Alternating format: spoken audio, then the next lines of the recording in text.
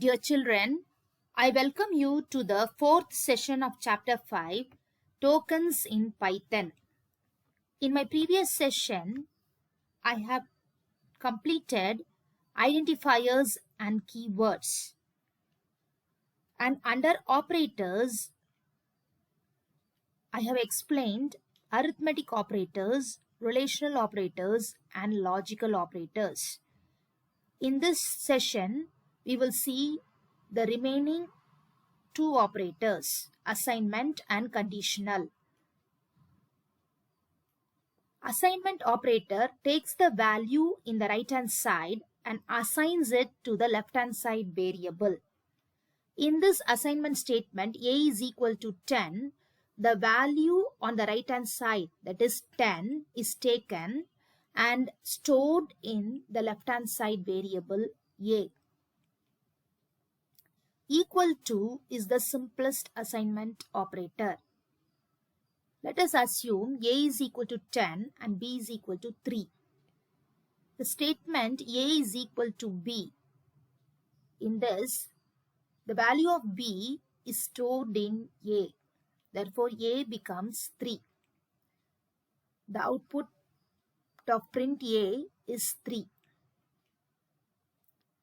There are some more assignment operators which are nothing but the arithmetic operators are combined with the assignment operator. These operators are called shorthand assignment operators. So in this statement, a plus equal to b, it is actually the compact form of a is equal to a plus b. A plus b is 13. 13 is stored in the left hand side variable a. Therefore, a becomes 13. Similarly, a minus equal to b, which is a is equal to a minus b. A minus b is 7. Therefore, the value of a is 7. A multiplication equal to b, which is a is equal to a into b. 10 into 3 gives 30, which is stored in a.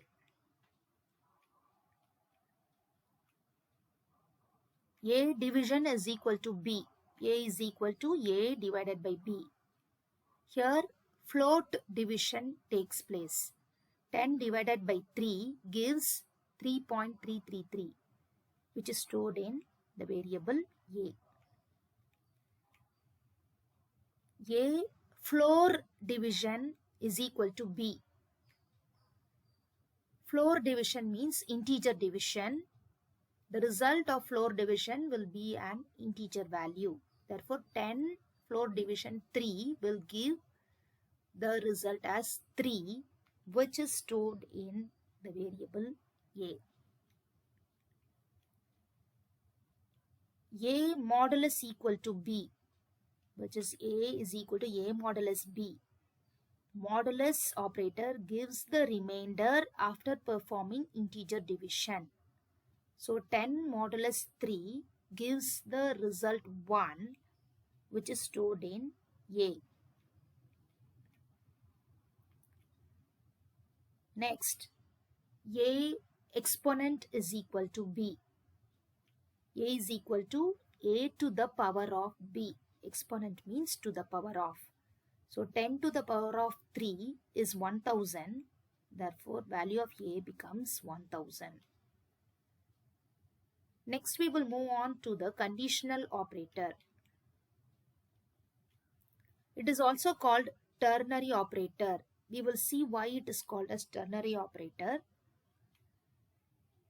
Look at an if-else statement in Python. In this, the value of the variable max is found. So what I'm going to do, I'm going to take the variable max is equal to, and on the right hand side, I'm going to place the two keywords if and else in such a manner that I have gap for 3 operands. That is why conditional operator is called as a ternary operator. What is a ternary operator? An operator which requires 3 operands is called as ternary operator. Here in the middle position, that is in the position of the second operand, I am going to place the condition A greater than B. If the condition is true, what action needs to be taken place is placed in the position of the first operand, that is before the keyword if. And if the condition is false, what needs to take place is placed after the keyword else in the third position. Here I place B. Now once again we will analyze what are the parts in this conditional statement. Max is equal to is nothing but variable is equal to. On the right hand side you place the if and else apart. In such a manner you have place for 3 operands. In the middle position you place the condition, and in the place of the first operand you place the action which should take place if the condition is true. So it is called on true. And in the third operand you place the action which you want to take place if the condition is false. That is called on false. Now we have got the syntax of a conditional statement. And this is the example for a conditional statement. A conditional operator evaluates something based on a condition being true or false, which means a condition is tested and if it is true, one action takes place, and if the condition is false, another action takes place. So this conditional statement is nothing but the compact form of an if-else statement, which means conditional operator allows multi-line if-else to be written in a compact way. Now we will summarize all the points regarding conditional operator. Conditional operator evaluates something based on a condition being true or false. Conditional operator allows multi-line if-else to be written in a compact way. Its syntax is variable is equal to on true if condition else on false.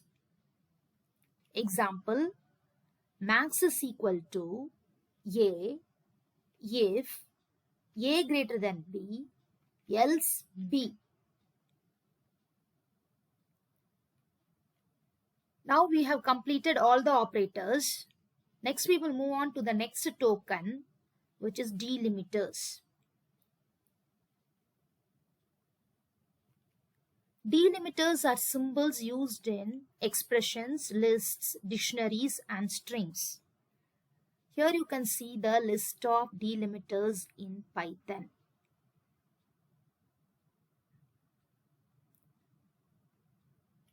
Next we will move on to literals.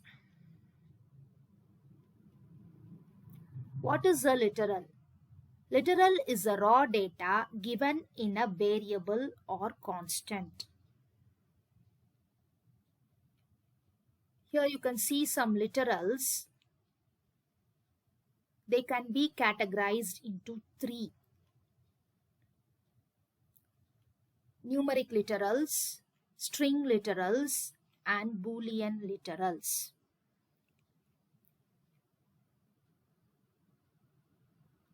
Numeric literals are further classified into integer, float and complex.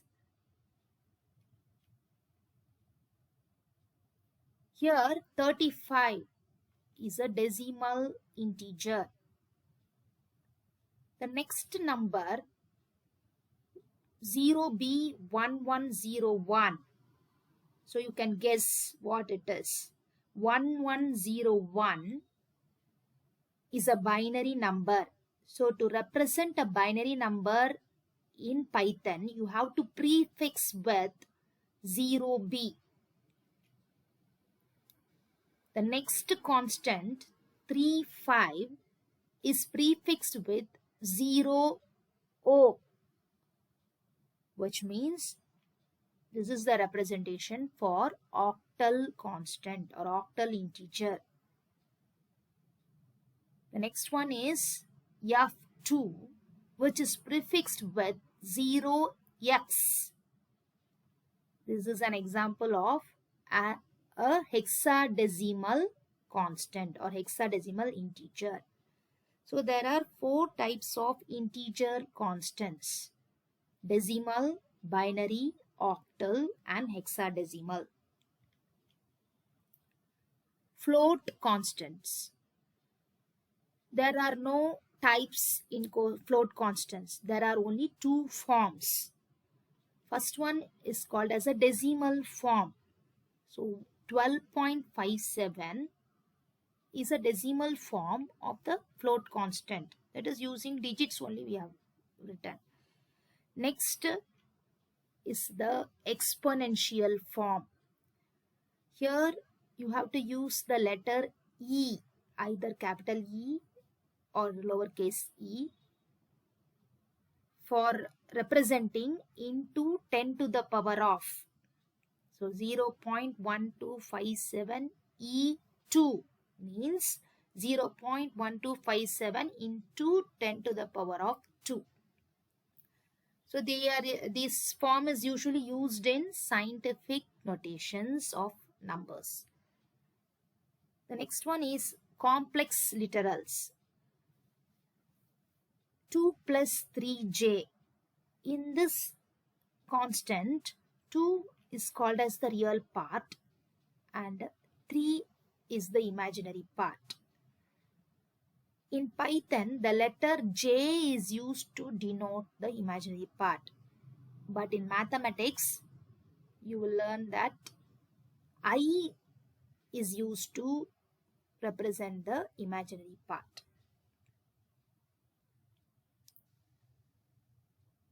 Now we will move on to the next type of literal, which is string literals. Here you can see hello is within single quotes, Python is within double quotes, and the next string is within triple quotes. Therefore, a string is a sequence of characters enclosed within quotes.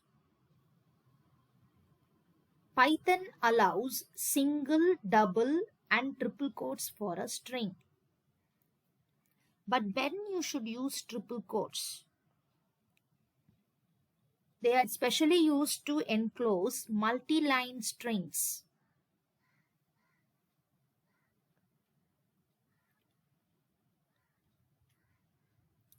Here, this \n is called as an escape sequence.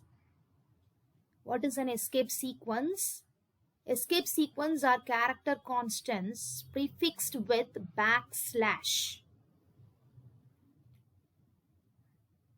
Here are some examples of escape sequences: \, single quote, double quote, new line, and tab space.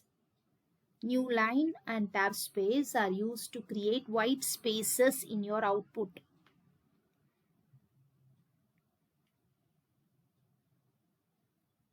The third type of literal is Boolean literals. There are only 2 Boolean constants, true and false. So once again we will summarize the types of literals. Literals are of 3 types: numeric literals, string literals, and Boolean literals. Numeric literals are further classified into integer, float, complex. String literals, there are strings and escape sequences. There is no classification in Boolean literals. There are only two Boolean constants, true and false. So with this, we come to the end of the classification of tokens. Thank you, students.